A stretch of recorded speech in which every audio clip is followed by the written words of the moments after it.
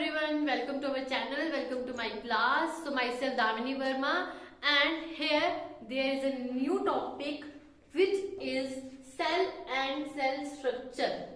ठीक है, हमने ब्लड खत्म कर दिया है. अगर आपको लगता है कि ब्लड में कोई टॉपिक रह गया है जो आपको समझ नहीं आया है, वो प्लीज आप हमें कमेंट सेक्शन में बता सकते हो. ठीक है, तो अब हम स्टार्ट करेंगे नया टॉपिक जो है सेल एंड सेल स्ट्रक्चर. और ये बहुत मोस्ट इंपॉर्टेंट टॉपिक है बिकॉज इसमें से काफी क्वेश्चंस आते हैं. तो मैं आपको आज बिल्कुल बेसिक तरीके से बताऊंगी सेल क्या है, सेल आया कहाँ से. जो भी चीज हम पढ़ते हैं ऐसा नहीं है कि ये पहले ही सबको पता थी. इनकी खोज होती है, इनको डिस्कवर किया जाता है, इनके नाम दिया जाता है. ठीक है, तो अब हम पढ़ते हैं इसके बारे में, सेल के बारे में. अब सेल सबसे पहले है बेसिक सी टर्म. अगर मैं आपको बताऊं तो सेल है, और इसकी टर्म हम बचपन से पढ़ते आ रहे हैं. ये क्या है? Basic unit of life. क्या है cell? Basic unit of life. और इसको कहा जाता है structural and functional unit of life. ठीक है, जो सेल वर्ड है वो सेले से डिराइव हुआ है. लैटिन साइंस में मैक्सिमम वर्ड्स जो है वो लैटिन वर्ड से डिराइव हुए हैं. सेला का मतलब होता है अ रूम. ठीक है, इसीलिए सेल को कहा जाता है अ स्मॉल रूम. सेल को क्या कहा जाता है? A small room. ठीक है, अब हम पहले बात करेंगे basic unit of life, structural and functional unit of life. इसकी टर्म है, इसको क्यों कहा जाता है ऐसा, क्यों? सेल इसलिए इंपॉर्टेंट है, हम अपने सराउंडिंग्स में जितने भी लिविंग ऑर्गेनिजम्स देख रहे हैं, छोटे से छोटा जीव जंतु जो है, ठीक है, पानी में रहने वाला, मतलब मैं बोलूँ ना, अगर कोई गटर में भी रह रहे हैं ना, ये जानवर, छोटे छोटे कीड़े जो होते हैं, ये भी सेल से बने हुए हैं. सेल एक यूनिट है लाइफ बढ़ाने का. सेल है जो लाइफ बनाता है. ग्रोथ एंड डेवलपमेंट हो रही है किसी के अंदर, तो वो सेल है जो डिवाइड कर रहे हैं, जो ग्रो कर रहे हैं, जो मल्टीप्लाई कर रहे हैं, जो डेवलपमेंट होती जा रही है. तो सेल जो है बेसिक यूनिट है लाइफ का. ठीक है, सेल के बिना मतलब कुछ है ही नहीं, समझ लो, कुछ भी नहीं है सेल के बिना. सेल है तो इंसान जो है बढ़ता जा रहा है, यूनिट ऑफ लाइफ है, जीव जंतु हर किसी के बीच में सेल है. ऑल ऑर्गेनिजम्स जो हैं present in this universe contain cell. ठीक है, पहली बात, all organisms in this universe contain cells. All organisms in this universe जो होते हैं contain क्या करते हैं अपने में? cells. ठीक है, अब हम बात करेंगे सेल की. अगर हम बात करें नंबर में, सेल की अगर हम बात करें, नंबर की बात करें सेल की, तो सेल में दो नंबर होते हैं, यूनिसेलुलर एंड मल्टीसेलुलर. ठीक है, क्या होते हैं? Unicellular and multicellular. यूनि का मतलब होता है सिंगल. ठीक है, यूनि का मतलब होता है सिंगल, और मल्टी का मतलब होता है मैनी. तो सिंगल का मतलब होता है एक, तो मतलब इनमें वो ऑर्गेनिजम्स की बात होगी जो सिर्फ एक सेल से बने हुए हैं. बॉडी में सिर्फ एक ही सेल है. ठीक है, तो उनमें हम जो एग्जांपल्स लिखते हैं, एक आता है बहुत इंपॉर्टेंट क्वेश्चन, माइकोप्लाज्मा. माइकोप्लाज्मा एक बैक्टीरिया की फॉर्म है. ठीक है, माइकोप्लाज्मा अपने में कंटेन करता है single cell, only one cell. ठीक है, अपनी पूरी बॉडी में ये ओनली एक वन सेल कंटेन करता है, और होते भी छोटे छोटे यूनिसेलुलर हैं ये. ठीक है, बैक्टीरियाज है जो हमको दिखते नहीं है, और इसको जो है स्मॉलेस्ट लिविंग सेल बोला जाता है. सबसे ज्यादा छोटा स्मॉलेस्ट लिविंग सेल किसको बोला जाता है? माइकोप्लाज्मा को. स्मॉलेस्ट लिविंग सेल बोला जाता है माइकोप्लाज्मा को. ठीक है, तो यहाँ पे ये सिंगल एक सेल में, इसीलिए इसको यूनिसेलुलर में डाला जाता है. और यहाँ पे और अगर मैं बात करूं, प्रोटोजोन्स जो होते हैं, प्रोटोजोन्स में एग्जांपल आती है अमीबा की. अब ये प्रोटोजोन्स क्या है, अमीबा क्या है, वो हम फ्लो चार्ट बनाएंगे किंगडम्स के हिसाब से, जिसमें हम पूरा यूनिसेलुलर, पूरा मल्टीसेलुलर कौन सा, और उनमें क्या क्या उनकी बेसिक फीचर्स क्या है, क्योंकि कम्पिटिटिव में ज्यादा डिटेल में तो आएगा ही नहीं किंगडम्स के बारे में। हाँ, बेसिक फीचर्स क्या है, ये क्या कहलाते हैं, वो पूरा एक चार्ट बना के मैं आपको बता दूंगी। तो अमीबा जो है ये प्रोटोजोन्स में आते हैं और ये भी यूनिसेलुलर है, मतलब इसके पास भी एक सिंगल सेल है, ठीक है। अब मैनी सेल्स में क्या होते हैं कि जिसकी बॉडी में एक सेल से बड़े सारे सेल्स जो हो रहे हैं, बन रहे हैं, एक सेल, दो सेल, तीन सेल, चार सेल इकट्ठे इकट्ठे बनते हैं, टिश्यूज बनते हैं और एक ऑर्गेनिज्म लेवल तक जाते हैं, ठीक है। तो एक सेल्स, बड़े सारे सेल्स बनने में बहुत सारे सेल्स है, मतलब क्वांटिटी बड़ी ज्यादा है सेल्स की, तो वो मल्टी सेलुलर आ जाते हैं और इनमें आ जाते हैं प्लांट्स एंड एनिमल्स। बड़े बड़े क्या बात करें, प्लांट्स एंड एनिमल्स जो होते हैं वो मल्टी सेलुलर में आ जाते हैं, ठीक है। तो अब हम इसको स्टार्ट करते हैं और बहुत अच्छे बेसिक तरीके से पढ़ने के लिए।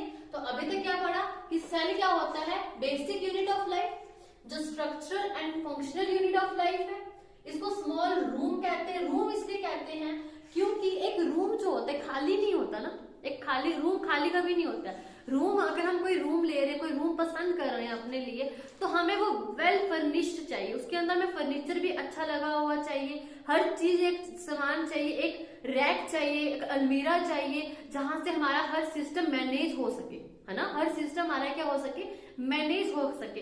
इसीलिए सेल कोई छोटा सा बस ऐसे यंत्र नहीं है कि बस, सेल के अंदर बहुत कुछ है, जो हमारी बॉडी बनी ही सेल से है।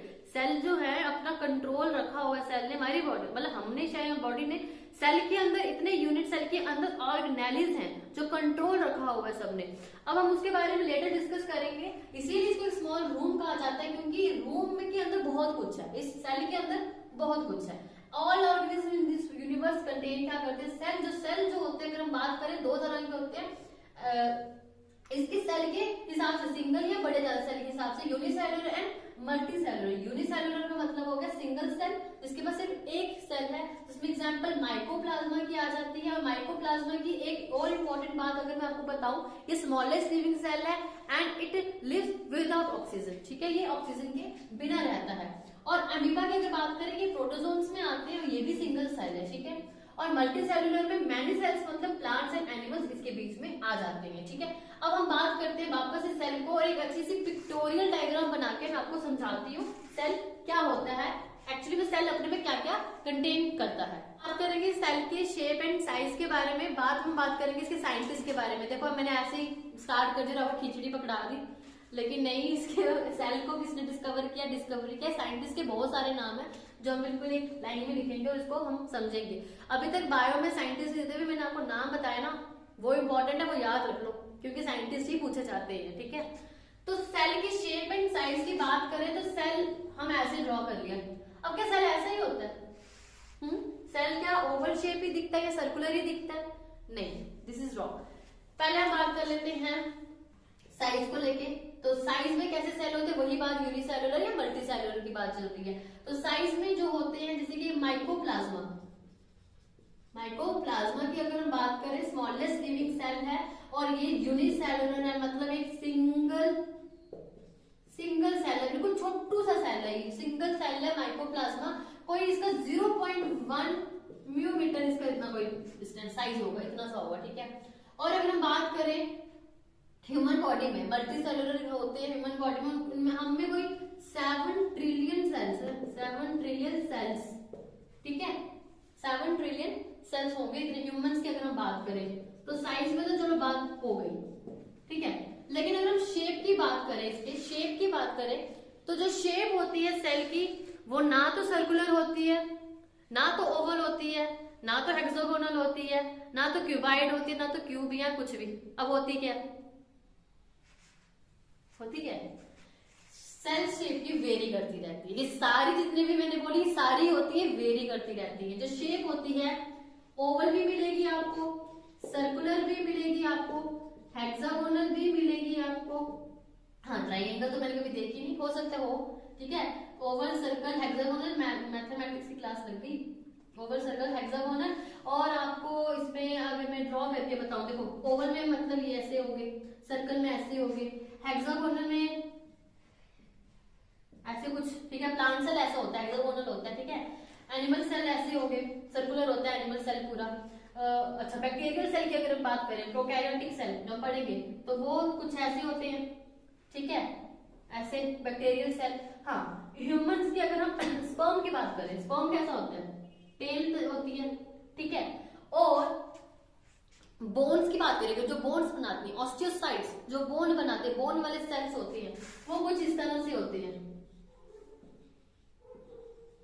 कुछ इस तरह से उनका ऐसे स्ट्रक्चर होता है, ठीक है, ऑस्टियोसाइट्स। और the longest cell in human body, अगर हम बात करें longest cell in human body, वो कुछ इस तरह का स्ट्रक्चर दिखता है। याद आया, ये हमने बहुत पढ़ा है इसके बारे में। इसको क्या बोलते हैं, इसको बोलते हैं न्यूरॉन सेल, ठीक है, नर्व सेल, न्यूरॉन्स बोलते हैं। अब मैं थोड़ी और इसमें से ही जो कॉम्पिटिटिव क्वेश्चन आते हैं वो आपको यही बता देती हूँ, बाद में भूल जाते हैं, मुझे भी, आपको भी भूल ही जाएगा, बताया नहीं, ठीक है। हेक्सागोनल हो गया प्लांट सेल। अगर मैं इसकी स्पर्म की बात करूं, ह्यूमन स्पर्म की बात करूं, ये है ह्यूमन स्पर्म की अगर मैं बात करूं, ये होता है मेल में प्रेजेंट, ठीक है। ये टेल वाला, अगर हम बात करूं कि किसकी टेल होती है सेल में, तो वो ह्यूमन स्पर्म की होती है। और अगर मैं बात करूं largest cell in human body, largest, ठीक है, largest cell in human body, तो वो होता है ओवा, मतलब ovum. Largest cell in human body, ठीक है, वो होता है ओवा और ओवम। स्मॉलेस्ट की बात करूं, smallest cell in human body की अगर मैं बात करूं, तो वो होता है स्पर्म, जो मेल में पाया जाता है, sperm, smallest cell in human body, human body की बात हो रही है, ह्यूमंस में बात हो रही है। और अगर मैं बात करूं लॉन्गेस्ट सेल की, लार्जेस्ट और लॉन्गेस्ट में डिफरेंस होता है। लार्ज होते हैं किसी की अगर क्या है, क्वांटिटी ज्यादा है, चीज बहुत ज्यादा है, लार्ज अमाउंट में। लॉन्गेस्ट होता है उसका उसकी लेंथ बहुत ज्यादा है, बहुत लंबाई में है, ठीक है। तो लॉन्गेस्ट सेल कौन सा होता है, longest cell in human body होता है न्यूरॉन्स, नर्व सेल्स इसको कहते हैं। और ये तीनों बातें मैंने आपको किसके बारे में बताई, ह्यूमंस के बारे में, ठीक है, समझ में आया। तो यहाँ पे मैंने अभी क्या बताया, सेल एंड सेल के स्ट्रक्चर के बारे में बताया, शेप एंड साइज के बारे में बताया, जिसमें क्या है माइकोप्लाज्मा जो होते हैं, साइज के बारे में बात करें, सिंगल सेल जो होता है वो माइकोप्लाज्मा जिसमें आता है, यूनिसेलुलर स्मॉलेस्ट लिविंग सेल है, ठीक है।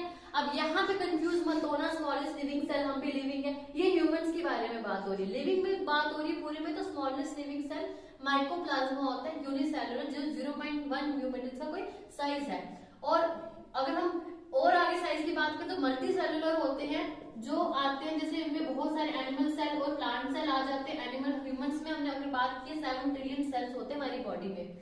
सेल की शेप के बारे में अगर हम बात करें, सेल की शेप के बारे में अगर हम बात करें, जो उसकी शेप के बारे में अगर हम बात करें, तो शेप इसकी वेरी करती रहती है, ओवल भी होती है, सर्कल भी होती है, हेक्सागोनल भी होती है, आपको फ्लैटन भी मिलेंगे, आपको टेल के साथ भी मिलेंगे, आपको ऑस्टियोसाइट्स के मैंने बताए कुछ इस तरह से होते हैं ऑस्टियोसाइट्स के। और न्यूरॉन के जो होते हैं इस तरह से न्यूरॉन होता है, ये बहुत लॉन्गेस्ट सेल होते हैं ह्यूमन बॉडी में, इसीलिए ह्यूमन बॉडी में जो लार्जेस्ट सेल होता है वो ओवम होता है, ठीक है।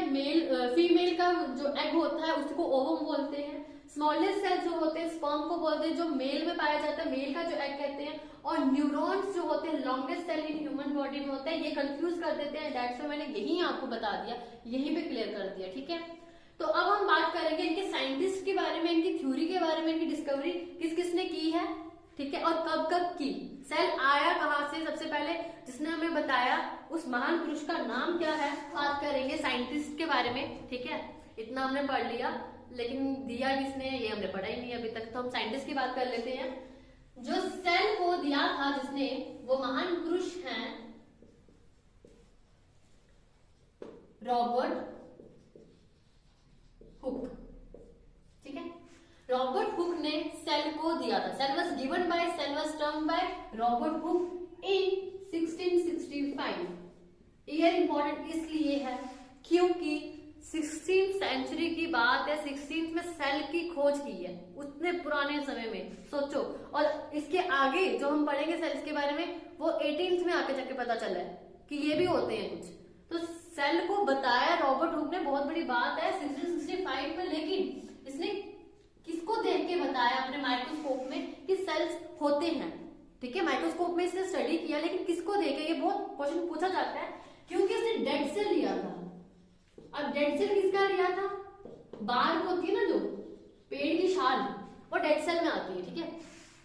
पहले तो मतलब जब उखाड़ लो डेड सेल होगी, तो उसने वहां पे देखा कि यहाँ पे भी सेल्स जो है, उसने देखा कुछ मल्टीप्लिकेशन कुछ हो रही है, ये कुछ दिख रही है उसको माइक्रोस्कोप में, तो उसने डेड सेल जो है उसने उसके बारे में बताया था कि सेल होते हैं। तो वो 1665 में रॉबर्ट हुक ने सेल के बारे में बताया था, ठीक है। अब आगे जाएगी लाइन धीरे धीरे। लिविंग के बारे में किसने बताया,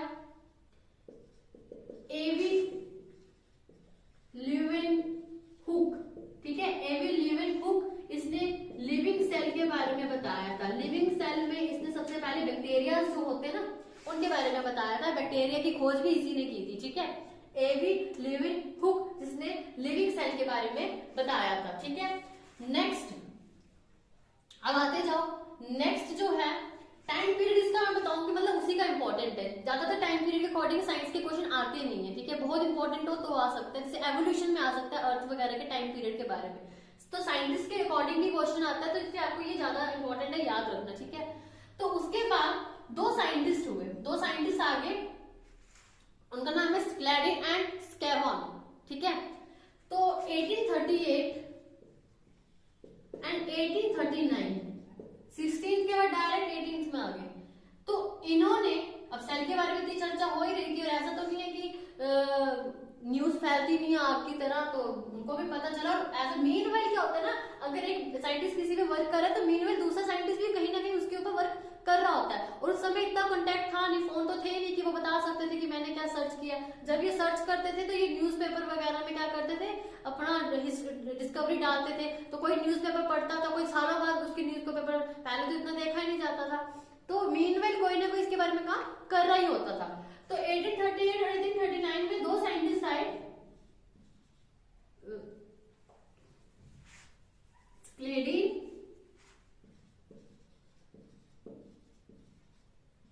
एंड स्कैवॉन, ठीक है। 1838 एंड 39 में आए स्क्लेडी एंड स्कैवॉन। जो स्कैवॉन थे ये जोलॉजिस्ट थे, ये इंपॉर्टेंट है, जूलॉजिस्ट थे, और ये बोटैनिस्ट थे। अब इसी से पता चल जाएगा, इन्होंने बताया प्लांट सेल के बारे में और इन्होंने बताया एनिमल सेल के बारे में, ठीक है। तो animal cell and plant cell were discovered by Schleiden and Schwann 1838 and 1839 में इन्होंने अपनी सेल थ्योरी दी। इसीलिए इनको कहा जाता है cell theory was proposed by. Cell theory किसने दी, सेल तो रॉबर्ट हुक ने बता दिया, लेकिन डेड सेल बार्क में, प्लांट के बार्क से उन्होंने बताया, लेकिन सेल थ्योरी किसने दी, थ्योरी दी स्क्लेडी एंड स्कैवॉन ने, जो बोटैनिस्ट और एनिमल की स्टडी करते थे। एक प्लांट की स्टडी कर रहा था, एक एनिमल की स्टडी कर रहा था। कहीं पार्टी में मिले, दोनों की डिस्कशन हुई कि मैंने ऐसे खोज की है, तो बस जी इन्होंने बता दी कि हमने सेल थ्योरी दे दी दोनों ने, इसलिए आज तक इन दोनों का नाम इकट्ठे लिखा जाता है, स्क्लेडी एंड स्कैवॉन, जिन्होंने प्लांट सेल एनिमल सेल के बारे में मतलब सेल थ्योरी दे दी इन्होंने, ठीक है। तो अब हम बात करेंगे नेक्स्ट साइंटिस्ट की,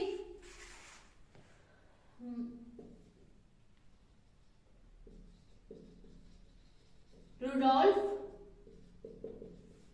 वर्चोव, ठीक है। रुडोल्फ वर्चोव, इन्होंने क्या बताया, इन्होंने, ये सब तो हमें पता चल गया जी, हाँ जी सेल होता है जी, सब होता है। अब इन्होंने क्या बताया कि जो सेल है उसी से नए सेल बनते हैं, ठीक है। अभी तक हमें पता चला है कि एक ह्यूमन बॉडी नहीं, एक ऑर्गेनिज्म जो है सभी में एक सेल होता है जो बहुत इंपॉर्टेंट है, ये यूनिट ऑफ लाइफ है, बता दिया जी, हो गया जी क्लियर। लेकिन इन्होंने क्या बताया, इन्होंने बताया, रुडोल्फ वर्चोव ने क्या बताया कि जो सेल होते हैं they derive from pre existing cell. तो जो ये टर्म, एक्चुअली सेल में स्टेटमेंट वाले क्वेश्चन आते हैं, ठीक है।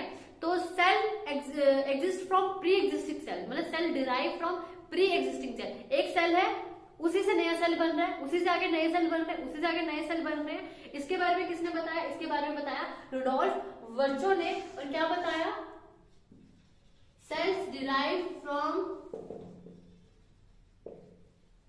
मतलब न्यू सेल जो बनेगी derive from pre existing cell, जो पहले से सेल बड़ा है बॉडी में या सेल है जो बॉडी में, उसी से ये डिराइव करते हैं। Cells derive from pre existing cell, ये स्टेटमेंट किसने दी, रुडोल्फ वर्चो ने दिया। ठीक है, तो अभी तक मैंने क्या बताया, साइंटिस्ट के क्या क्या नाम बताए मैंने आपको। रुडोल्फ वर्चो ने क्या कहा, सेल्स जो होते हैं फ्रॉम प्री एग्जिस्टिंग सेल। अच्छा, इसने तो बता दी cells derive from pre existing cell, लेकिन कैसे, मतलब इसने इसी की थ्योरी को सेल डिवीजन थ्योरी भी कहते हैं। इसी की इस थ्योरी को सेल डिवीजन थ्योरी भी कहते हैं। इसने कहा कि दो प्रोसेसेस होते हैं, मतलब इसने कहा एक होता है माइटोसिस और एक होता है मियोसिस। ठीक है, ये सेल साइकिल में आते हैं। जब हम सेल के बारे में आगे डिस्कस करेंगे ना, तो हम माइटोसिस और मियोसिस के बारे में डिटेल में पढ़ेंगे। तो उसने कहा ये सेल डिवीजन में आती हैं दो चीजें, माइटोसिस एंड मियोसिस। तो उसने कहा इन दो प्रोसीजर के साथ क्या होता है, इन दो प्रोसीजर को लेके जो सेल्स होते हैं वो डिवाइड करते हैं, सेल्स डिवाइड करते हैं। ये नहीं है कि सारे सेल मर जाते हैं फिर नए सेल आते हैं, ऐसा तो नहीं होता है। अब तो हमें भी पता चल गया कि सेल जो होते हैं धीरे धीरे मरते हैं और न्यू सेल्स आने लगते हैं, लेकिन जो न्यू सेल्स आते हैं वो प्री एग्जिस्टिंग सेल से ही आती है। तो cells arise from pre existing cell, arise लिखो, डिराइव लिखो, cells arise from pre existing cell. ये स्टेटमेंट किसने दी, रुडोल्फ वर्चो ने, और इसी की थ्योरी को सेल डिवीजन थ्योरी भी कहते हैं। और इसने दो प्रोसीजर बताए जिससे ये चीज होती है, एक माइटोसिस एक मियोसिस। अब माइटोसिस क्या होता है, मियोसिस क्या होता है, ये अलग टॉपिक है, इसको हम लेटर डिस्कस करेंगे, अच्छे से डिस्कस करेंगे। ठीक है, तो यहाँ पे रॉबर्ट हुक के बारे में आ गया कि सबसे पहले सेल किसने बताया, सेल को बताया किसने, रॉबर्ट हुक ने 1665 में बताया। कहाँ से बताया, एक डेड सेल लिया उसने, बाद मतलब प्लांट के शाल्स में उसने डेड सेल में देखा तो उसको सेल दिख गया, माइक्रोस्कोप में उसने दे दिया एक सेल होता है 1665 में। देन लिविंग सेल किसने बताया, एवी ल्यूवेन हुक ने, और इसने ही बैक्टीरिया की भी खोज की थी। देन 1838-1839 में स्क्लैडिंग एंड स्कैबोन आते हैं, बोटैनिक्स एंड जूलॉजी जो प्लांट सेल एनिमल सेल के बारे में बताते हैं, और इन्हीं को सेल थ्योरी जो है प्रपोज किसने की, स्क्लैडिंग एंड स्कैबोन ने की। ठीक है, देन रुडोल्फ वर्चो आते हैं जो बताते हैं कि जो सेल्स तो आ चुके हैं, लेकिन आपको पता है कि जो नए सेल्स आ रहे हैं वो कहां से आ रहे हैं, उसने कहा जो पुराने सेल है उन्हीं से नए सेल बन रहे हैं। तो cells arise from pre existing cell, ये स्टेटमेंट किसने दी, रुडोल्फ वर्चो ने। और इसी की थ्योरी को कहा जाता है सेल डिवीजन थ्योरी। क्यों, क्योंकि इसने दो प्रोसेसेस बताए, माइटोसिस एंड मियोसिस, जो सेल डिवीजन करते हैं। ठीक है, तो ये था हमारा साइंटिस्ट के बारे में। अब उसके बाद एक साइंटिस्ट और रहते हैं जिन्होंने बताया सेल के अंदर के बारे में। ये तो सेल का हो गया, सेल। अब सेल के अंदर, क्योंकि सेल क्या है, एक स्मॉल रूम है, उसके अंदर हमें वेल फर्निश्ड फर्नीचर चाहिए। ठीक है, अब सेल के अंदर क्या क्या चीजें अरेंज कैसे हैं, सेल ऑर्गेनेलिस जिसको कहते हैं, अब उसके बारे में, उसके अंदर क्या है। पहले जो सबसे पहले देखा न्यूक्लियस, जो ब्रेन ऑफ द सेल है, वो किसने बताया। अब हम उस साइंटिस्ट के बारे में पढ़ते हैं, किसने बताया सेल के अंदर सबसे पहले न्यूक्लियस जो था वो बताया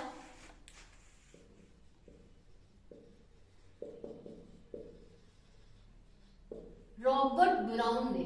ठीक है, रॉबर्ट ब्राउन ने 1833 में रॉबर्ट ब्राउन ने न्यूक्लियस के बारे में बताया। ठीक है, उसने न्यूक्लियस के बारे में बताया, मतलब ये सेल है, सेल के अंदर उसने कहा एक ऑर्गेनेली प्रेजेंट होती है जिसको ब्रेन ऑफ द सेल, बाद में कहा ब्रेन ऑफ द सेल। देखो सारा कंट्रोल इसी के हाथ में है, तो न्यूक्लियस को ही ब्रेन ऑफ द सेल कहते हैं। ठीक है, ये इंपॉर्टेंट है, ये याद रखना है आपको। न्यूक्लियस कहां प्रेजेंट होते हैं, सेल के इनसाइड। ठीक है, अब इसी के बेस पे, न्यूक्लियस के बेस पे सेल की दो टाइप्स आ गई। ठीक है, न्यूक्लियस के ही बेस पे सेल की दो टाइप्स आ गई। तो टाइप्स ऑफ सेल दो तरह के होते हैं। कोई टाइप्स पूछेगा सेल की तो वो दो तरह की होती हैं। वो कौन कौन सी होती हैं, तो न्यूक्लियस जो है टाइप्स ऑफ सेल दो तरह की होती हैं। फर्स्ट आ गई प्रोकैरियोटिक और सेकेंड आ गई यूकैरियोटिक। ठीक है, eukaryotic cell and prokaryotic cell, ये किस बेस पे डिवाइड हुए, ये किस बेस पे पता चला, न्यूक्लियस के बेस पे पता चला। अब ऐसी क्या खासियत थी न्यूक्लियस की, इसके बेस पे ये पता चल गया। हुआ क्या, किसी सेल के अंदर न्यूक्लियस थे और किसी सेल के अंदर न्यूक्लियस नहीं थे।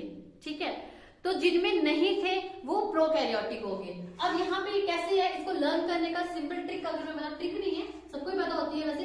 प्रो का मतलब होता है बिफोर, पहले, और जो कैरियोटिक है न्यूक्लियस का को अनदर साइंटिफिक वे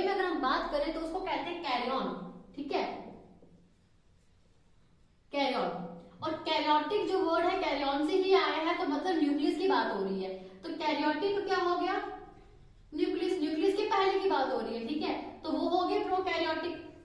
जो यू का मतलब होता है ट्रू, ठीक है, यू का मतलब होता है ट्रू, और karyotic as well as same कौन सा होगा, न्यूक्लियस, ठीक है। तो ट्रू न्यूक्लियस मतलब इनमें न्यूक्लियस है, ठीक है। तो यहां पे हो गया जिनमें न्यूक्लियस प्रेजेंट होता है, और इसमें क्या आ जाएगा, न्यूक्लियस एब्सेंट होता है। तो on the basis of nucleus यहाँ पे हमें क्या पता चला, सेल की दो तरह की टाइप्स होती हैं, ठीक है। तो क्या होती है, प्रोकैरियोटिक और यूकैरियोटिक। अब अगर मैं एक्चुअली मैं आपको बता दूं, ज्यादा कॉम्पिटिटिव में तो है नहीं, ये एकेडमिक वे में है कि जो यूकैरियोटिक है ये प्रोकैरियोटिक से ही आगे डिराइव होके आया है। अब ये एवोल्यूशन होती रहती है, तो हम ये किसी दिन फुर्सत में पढ़ेंगे क्या होता है। तो प्रोकैरियोटिक क्या हो गया, न्यूक्लियस एब्सेंट है, और यूकैरियोटिक न्यूक्लियस प्रेजेंट है, ठीक है।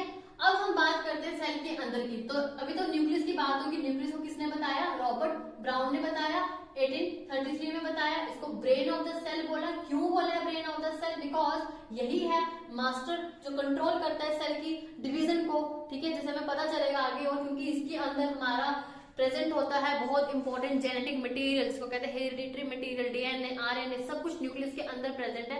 जब हम न्यूक्लियस को डिस्कस करेंगे ऑर्गेनेलिज्म में, तो हम हर एक चीज को बहुत डिटेल में डिस्कस करने वाले हैं, ठीक है।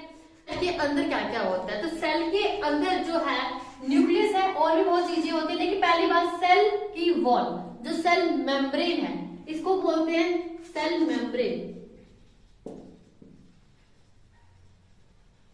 और इसी को बोलते हैं सेल वॉल, ठीक है। अब एक बात हो, animal cell and plant cell होते हैं, ठीक है। प्लांट्स के अपने सेल होंगे और एनिमल के अपने सेल्स होंगे, ठीक है।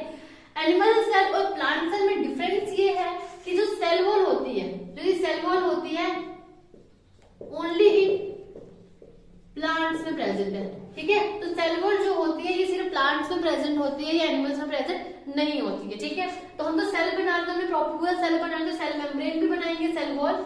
अब इसके अंदर ये जो प्रेजेंट है ये है न्यूक्लियस। क्या है ये प्रेजेंट, ये है न्यूक्लियस, ठीक है। अब न्यूक्लियस सेल के अंदर हवा में तो तैरेगा ही नहीं, है ना, हवा में तो झूलेगा ही नहीं, कुछ ना कुछ होगा जिसके बीच में ये बैठा है, तैर रहा है। तो यहाँ पे जो फ्लूइड होता है, यहाँ पे एक फ्लूइड, एक मैट्रिक्स होता है जिसको बोलते हैं साइटोप्लाज्म। साइटो का मतलब है सेल, प्लाज्म हो गया बीच में जैसे फ्लूइड लाइक, ठीक है। फ्लूइड है कोई, उसको प्लाज्मा को फ्लूइड बोलते हैं ना, हाँ जी, तो हमने ब्लड में पढ़ा है प्लाज्मा, वो तो फ्लूइड हो गया, प्लाज्म फ्लूइड। तो साइटो मतलब सेल के अंदर जो फ्लूइड प्रेजेंट है उसको बोलते हैं साइटोप्लाज्म। अब न्यूक्लियस के बीच में भी अब मटेरियल होगा, जैसे मैंने बताया इसके अंदर हमारा न्यूक्लिक एसिड प्रेजेंट होता है, हमारे डीएनए, आरएनए, न्यूक्लिक जितने भी हमारे जेनेटिक मटेरियल प्रेजेंट होता है वो हमारे यहाँ न्यूक्लियस के बीच में प्रेजेंट होता है, ठीक है। अब न्यूक्लियस के बीच में भी एक मटेरियल होता है, अगर मैं बात करूं न्यूक्लियस के बीच में भी एक मटेरियल होता है, फ्लूइड होता है, ऐसे फ्लूइड होता है इसके बीच में भी, जिसको बोलते हैं न्यूक्लियोप्लाज्म। सेल के फ्लूइड को बोलेंगे साइटोप्लाज्म, न्यूक्लियस के फ्लूइड को बोलेंगे न्यूक्लियोप्लाज्म। और एक क्वेश्चन पूछा जाता है कि प्रोटोप्लाज्म क्या है। पेपर लेने वालों को बड़े अच्छे से पता है कि बच्चे को ये पता है, क्योंकि ये इजी चीज है, वो घुमा के क्वेश्चन पूछता है प्रोटोप्लाज्म क्या होता है। तो प्रोटोप्लाज्म क्या होता है, हमने अभी तक उसका नाम सुना ही नहीं, अभी सुना। प्रोटोप्लाज्म क्या होता है, साइटोप्लाज्म का मिक्सचर और बीच सेल के न्यूक्लियस का mixture, nucleoplasm plus cytoplasm, nucleoplasm plus cytoplasm, ठीक है। इसको बोलते हैं प्रोटोप्लाज्म। क्या बोलते हैं, प्रोटोप्लाज्म, ठीक है। तो यहाँ पे इतना क्लियर हुआ। अब इसके अंदर क्या क्या प्रेजेंट होता है, सेल के अंदर क्या क्या प्रेजेंट होता है। सेल के अंदर हमने क्या देखा, सेल है, सेल की वॉल है, सेल मेम्ब्रेन, न्यूक्लियस, न्यूक्लियोप्लाज्म है। अगर मैं बात करूं सेल मेम्ब्रेन को किसने डिस्कवर किया था, ये वाले साइंटिस्ट हमसे रह गए। सेल मेम्ब्रेन डिस्कवर्ड बाय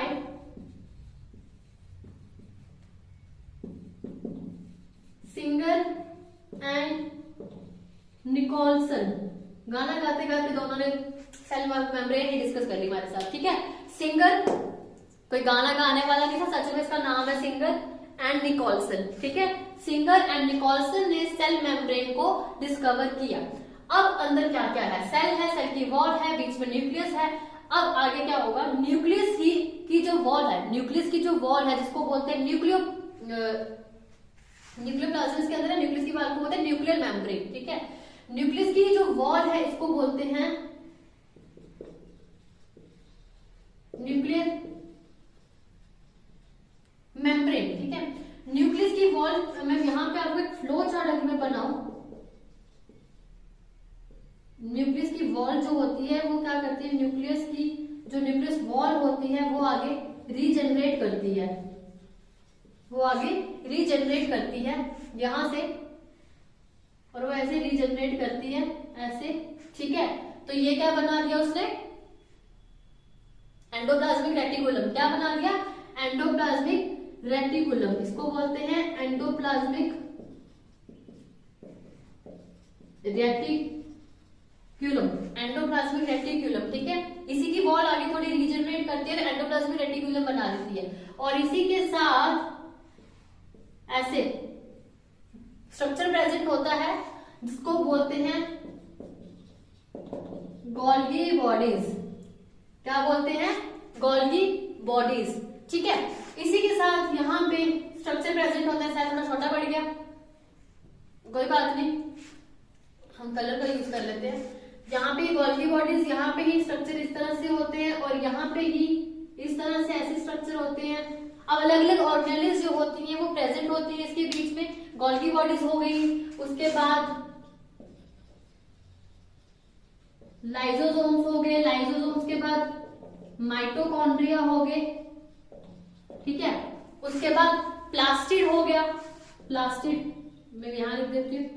अब ये प्लास्टिड जो mitochondria, lysosome, Golgi bodies, endoplasmic reticulum, ये सारी सेल के अंदर क्या होती है, इन सबको बोलते हैं सेल ऑर्गेनेलिज। क्या बोलते हैं, सेल ऑर्गेनेलिज, सेल ऑर्गेनेलिज, मतलब सेल के अंदर के उनके क्या है, ऑर्गेनेलिज, उनके क्या है, ये ऑर्गन्स है, सेल के ऑर्गन्स है, सेल ऑर्गेनेलिज। अब यहाँ पे अगर मैं सारा, मुझे हर एक ऑर्गेनेली को वन बाय वन डिस्कस करना है, इनकी डिस्कवरी किसने की, ये दिखते कैसे हैं, इनका फंक्शन क्या है, मोस्ट इंपॉर्टेंट फंक्शन पूछा जाएगा आपको।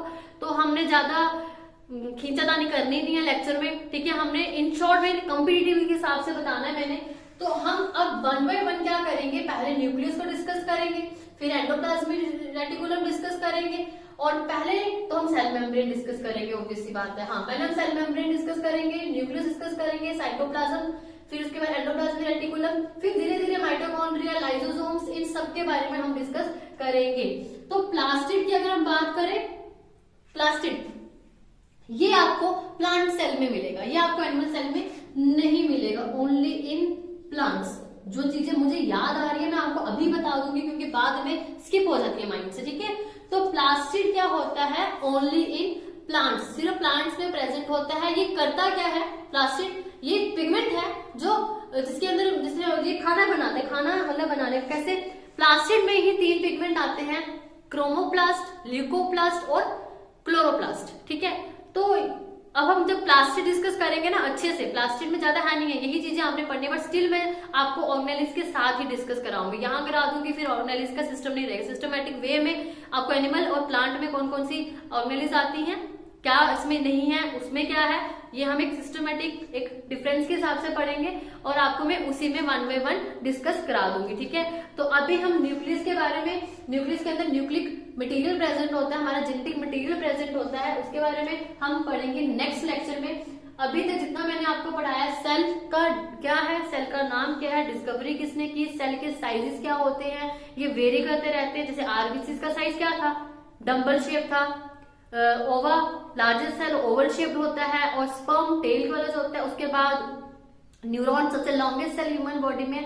तो इसी तरह सेल का कोई जो शेप नहीं है, सेल की कोई शेप नहीं है, सेल जो होते हैं वेरी करते रहते हैं। साइज में बात करते हैं, यूनिसेलुलर और मल्टी सेलुलर होते हैं, सिंगल सेल होते हैं, किसी में छोटे छोटे होते हैं, कोई बड़े बड़े सेल होते हैं, और मल्टी सेलुलर बहुत सारे सेल इकट्ठे होते हैं, ठीक है। तो अब हम उसकी बात करें, साइंटिस्ट की बात करें, तो रॉबर्ट हुक से लेकर रॉबर्ट ब्राउन तक और भी आगे साइंटिस्ट आते रहेंगे, ठीक है, जिनके बारे में मैंने आपको बता दिया है प्रीवियसली। अब हम बात करेंगे नेक्स्ट लेक्चर में, जब हम बात करेंगे तो हम हर एक सेल ऑर्गेनेली को पढ़ेंगे, हर एक सेल ऑर्गेनेली को डिस्कस करेंगे, उनके स्ट्रक्चर, उनके फंक्शन, हर चीज को हम डिस्कस करेंगे, और स्पेशली उनके साइंटिस्ट के बारे में, साइंटिस्ट कौन थे, डिस्कवरी किसने की, और इसके फंक्शन क्या है, ये बहुत इंपॉर्टेंट है कॉम्पिटिटिव के हिसाब से। देन अब हम आगे डिस्कस करेंगे। तो आज के लेक्चर में मैं यहीं तक पढ़ाऊंगी। Thank you so much, keep watching our videos. अगर कोई डाउट है आपको तो प्लीज आप कमेंट सेक्शन में बताएं। Thank you and have a nice day.